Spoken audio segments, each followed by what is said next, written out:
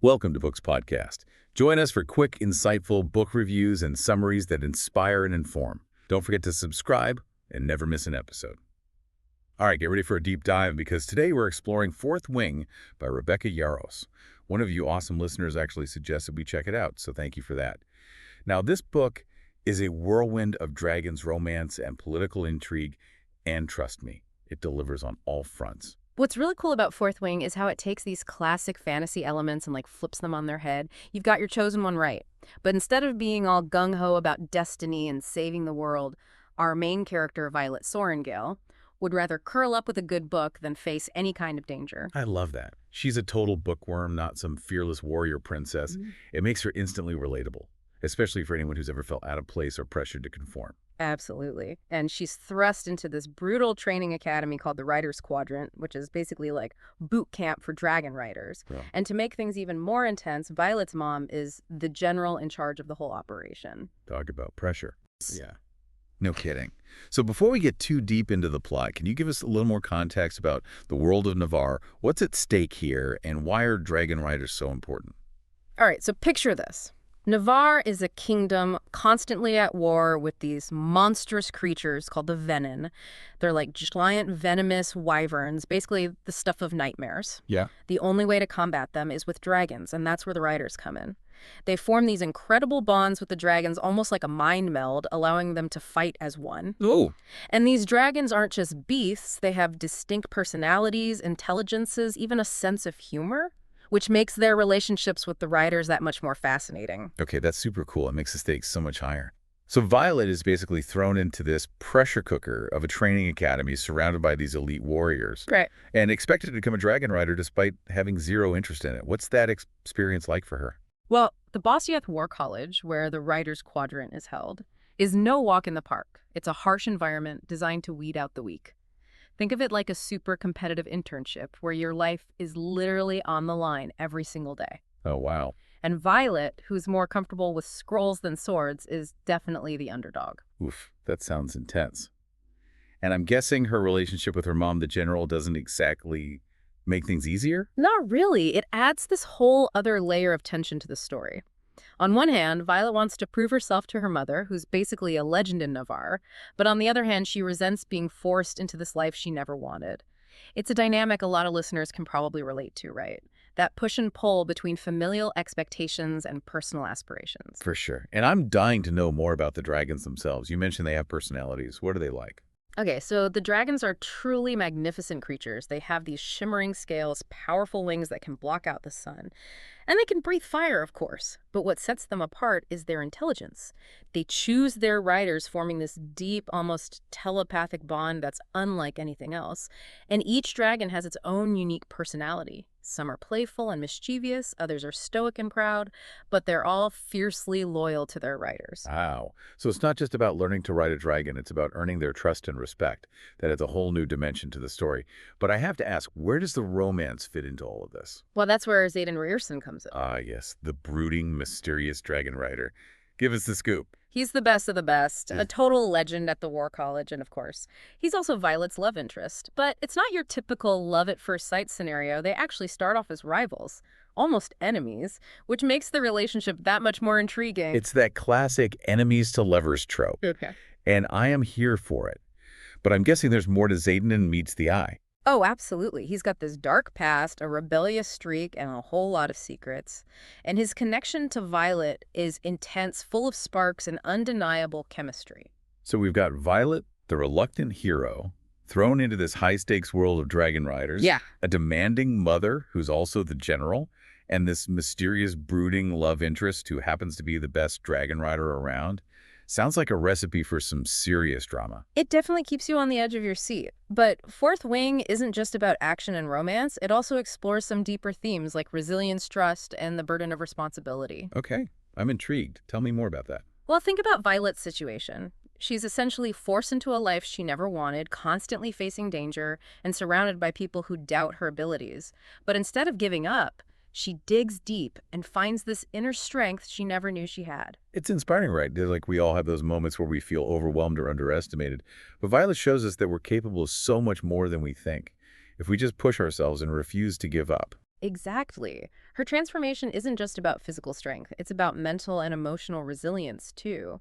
She learns to embrace her vulnerabilities, to trust her instincts, and to rely on the people who believe in her, like Xaden. Speaking as Xaden, their relationship is so complex and layered. I mean, they start off as rivals, Hmm. but there's this undeniable attraction between them. It's like a slow burn with all this tension simmering beneath the surface. And it's not just physical attraction, they connect on a deeper level, sharing the sense of being outsiders, of not quite fitting in with the rigid hierarchy of Navarre. They see each other for who they truly are, flaws and all. Which is so powerful, right?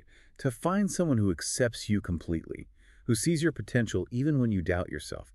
That's the kind of connection we all crave, whether it's romantic or platonic. Absolutely. And their relationship highlights another important theme: trust. In a world where betrayal and political maneuvering are commonplace, Violet and Xaden learn to rely on each other to have each other's backs, even when everyone else is against them. It makes you think about the importance of trust in our own lives. Who are the people we can truly confide in? Who has earned our loyalty? These are questions that resonate far beyond the pages of Fourth Wing. Right. And speaking of trust, there's this whole undercurrent of political intrigue running through the story. Violet starts to uncover secrets about her family, the War College, and even the dragons themselves. It makes you question everything you thought you knew and wonder who's really pulling the strings. Okay, so we've got this incredible world-building complex characters, a slow burn romance and a dash of mystery and political intrigue. What more could you ask for in a fantasy novel? Well, there's also the incredible bond between the dragons and their riders. It's a partnership built on mutual respect, understanding, and this almost telepathic connection. It makes you wonder about the power of animal companionship and the unique ways we can connect with other creatures. It reminds me of those stories about soldiers forming unbreakable bonds with their war horses or police officers with their canine partners. It's like this primal connection that transcends language. Exactly. And in Fourth Wing, this bond is taken to a whole new level. The dragons aren't just mounts, they're partners' confidants, even extensions of the writer's consciousness. Which makes the stakes even higher, right? Because if a dragon is injured or killed, it's not just a loss of a weapon, it's a deeply personal loss. Precisely. And this connection plays a crucial role in Violet's transformation. As she bonds with her dragon, she learns to trust her instincts, to let go of fear, and to embrace the power that lies within her. Okay, I have to ask, without giving too much away, what are some of the key takeaways from Fourth Wing? What do you think readers will walk away feeling or thinking about? Well, for me, one of the biggest takeaways is the power of resilience. Violet faces so many challenges, both physical and emotional. But she never gives up. She keeps pushing forward, even when the odds are stacked against her. And that's something we can all learn from, right? Life is going to throw curveballs, but it's how we respond to those challenges that defines who we are. Couldn't agree more.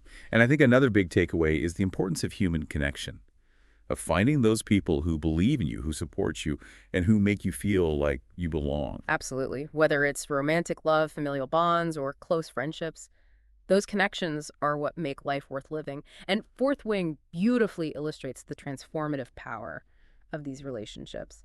And I think the book also leaves us with some thought-provoking questions about leadership power and the responsibility that comes with both.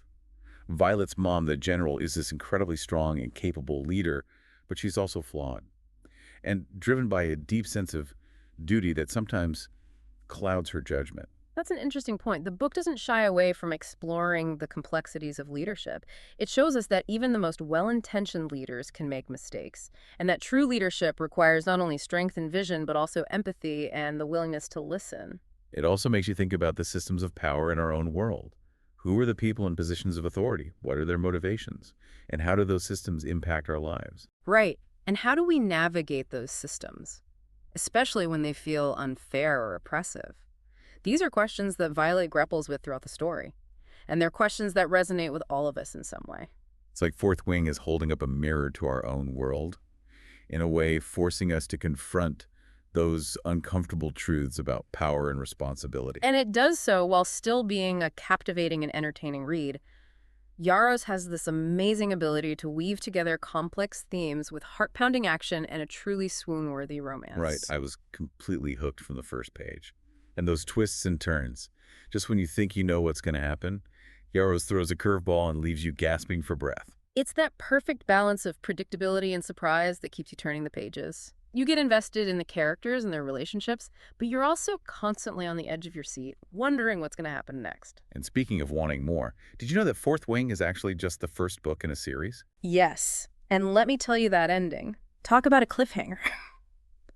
I was left with so many questions and a desperate need to know what happens next. Oh, I bet. I haven't read the rest of the series yet, but I'm definitely adding it to my TBR list now. Right. But even on its own, Fourth Wing leaves you with a lot to chew on. It's not just a fun escape. It's a story that stays with you, prompting you to think about your own life and the choices you make. It's one of those books that has the potential to really resonate with readers on a personal level. It reminds us that we all have the power to overcome challenges, to defy expectations, and to forge our own paths. It's like Violet's journey is a metaphor for our own lives.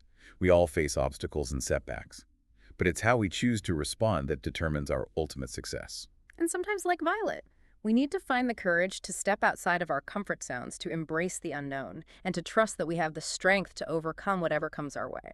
That's such a powerful message, and it's one that I think will resonate with listeners from all walks of life. So to wrap things up, what's the one thing you want listeners to take away from our deep dive into Fourth Wing? I think the biggest takeaway is this: don't underestimate yourself. Like Violet, we all have hidden strengths and untapped potential. It's just a matter of finding the courage to believe in ourselves and to pursue our goals with passion and determination. I love that. Such a hopeful and inspiring message. So for anyone out there who enjoys fast-paced fantasy with a strong female lead, a dash of romance, and a whole lot of heart, Fourth Wing is definitely worth checking out. And if you're already a fan of the book, be sure to share your thoughts with us. We'd love to hear what resonated with you. Absolutely. So huge thanks to the listener who suggested this fantastic read. And thanks to all of you for joining us on this deep dive into Fourth Wing. We hope you enjoyed it. It was a pleasure. Thanks for listening to Books Podcast. Enjoyed this episode. Subscribe and share with fellow book lovers. Got a book suggestion? Let us know. Happy reading.